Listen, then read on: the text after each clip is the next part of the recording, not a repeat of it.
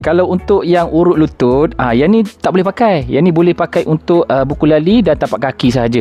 Kalau untuk lutut, dia ada keluarkan juga model untuk lutut yang ini. Ni memang khas untuk lutut lah. Nampak Yang ni pun sama juga. Korang kena pakai power bank korang sendiri. Tapi dia ada bagi kabel tau. Kalau korang nak simpan kan, yang ni dia ada poket tau. Korang boleh simpan dekat dia punya poket ni. So kemas lah. Dan bila korang nak pakai, korang tarik dia punya kabel ni daripada dia punya poket. Dan dia cucuk dengan power bank korang. Dan terus boleh guna. Cucuk macam ni. And then dia ada power. Korang tekan lah level berapa korang nak. Yang ni best. Dia ada beberapa level. Merah paling panas. Biru ni sederhana. Hijau ni paling sejuk.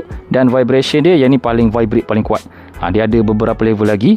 Dia tukar-tukar dia punya mode vibration tu. Ni ada banyak mode.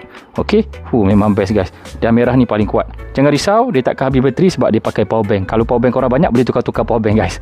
Memang best. So kalau korang nak beli untuk lutut, yang ni dia ada model untuk lutut punya. Korang beli yang lutut punya. Korang nak beli satu boleh, nak beli dua-dua boleh. Tekan dekat beg kuning kalau korang nak.